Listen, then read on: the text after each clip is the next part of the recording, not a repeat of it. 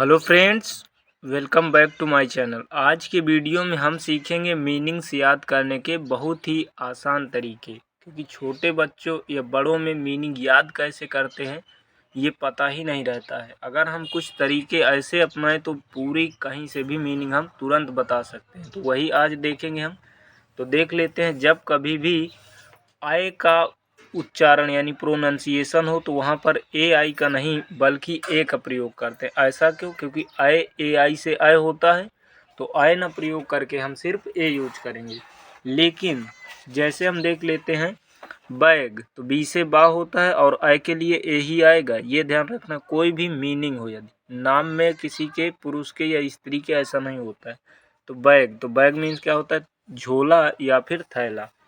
उसी तरह fat mean क्या होता है? मोटा। तो देखो, एफ से फा और ए आय के लिए ए ही आएगा, ए और टी से टा। तो देख लेते हैं, सभी में आय के लिए ए आ रहा है। तो फैट मीन मोटा। मैट मीन चटाई। कैट मीन बिल्ली। राइट मीन चूहा। जय जे ए वाई, देखो क्या निकल रहा है? जय। तो जे से जे ए वाई, क्योंकि आय निकल रहा था। तो जय मीन नीलकंठ, एक पक्षी होता है जो दशहरे के दिन देखना शुभ माना जाता है।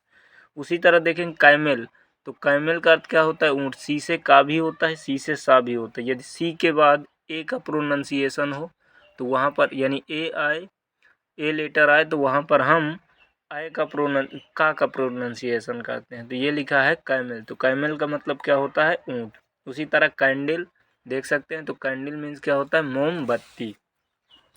तो इस तरह से हमें याद रखना है। लेकिन यहीं पर यदि बात किसी के नाम की हो, मान लो जैसे यहाँ पर देखा जाए, लिखा हो मान लो कैलाश। यहाँ पर यदि कैलाश लिखा है तो कैलाश के लिए हम ऐसा नहीं करेंगे, मान लो किसी के लड़के का नाम है तो यहाँ पर लिखेंगे के, और आय की मात्रा के लिए ए आई ही आएगा। एल से ला, और बड़ा की मात्रा के लिए कहीं भी ए ही यूज होता है, और इससे सा। तो ये लिखेंगे कैलाश के लिए। वैभव हो गया, कैलाश हो गया। तो ऐसे किसी का नाम यदि हो तो आय की ही मात्रा यूज करेंगे। लेकिन जब कभी भी कोई भी मीनिंग तुम्हें दिखे तो वहाँ पर हम ए का यूज करेंगे। जैसे जैस्मिन है, जैम है, कुछ भी होगा तुम्हें, हमें बस यही ध्यान रखना है, आय की मात्रा के लिए ए। आगे देख लेते हैं, यदि लास्ट में आय का प्रोनंसिएशन यानी किसी मीनिंग को उच्चारण में आय का प्रोनंसिएशन होगा तो वहाँ पर हम ए सी के यूज करेंगे। तो देख लेते हैं, ए सी के, ए सी के, ए सी के, ए सी के, ए सी के, ए सी के, सभी में क्या रहेगा? कॉमन, क्योंकि सभी में क्या आ रहा है? बैक, आयक। तो देख लेते हैं, यहाँ से आयक निकलेगा। तो देखो, बी से बा और आय के लिए सिर्फ क्या आएगा? ए, और का लास्ट में आयक तो सी के। देखो, बैक मीन होता है पीछे या फिर पीठ भी होता है, कहते हैं बैक।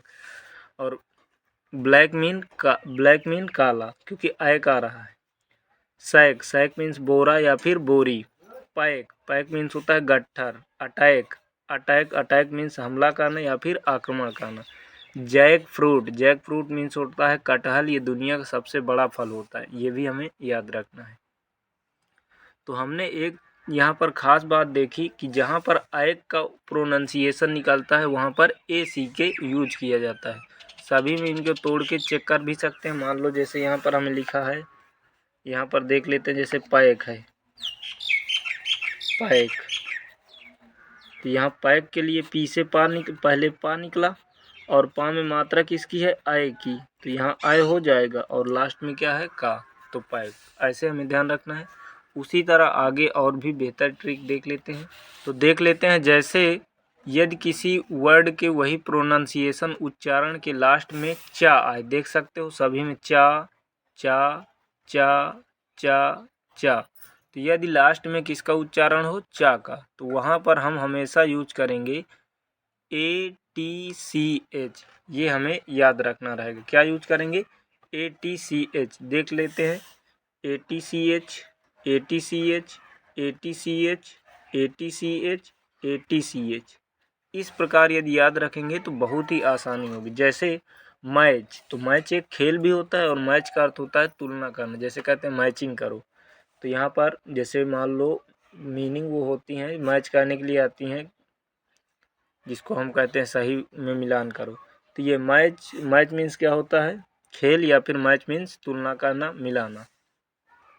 उसी तरह देखेंगे कैच, तो एच आ रहा है इनमें सभी में, इसीलिए क्या आ रहा है ATACH, कैच, मैच।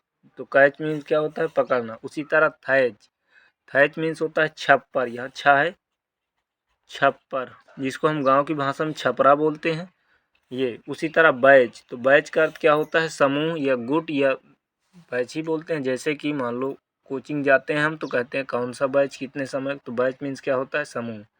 और एक जब पेपर का समय होता है तो उस समय हम कहते हैं कि बैच आ गया, तो बैच मीन्स क्या होता है, समूह। तो उसी तरह देखेंगे याज, तो यहाँ पर हम एक चीज़ सभी में कॉमन देख रहे हैं, आ रहा है लास्ट में क्या, चा, तो चा आए जिसमें, तो ये हमें ध्यान रखना है कि TCH अनिवार्य आएगा, ATCH।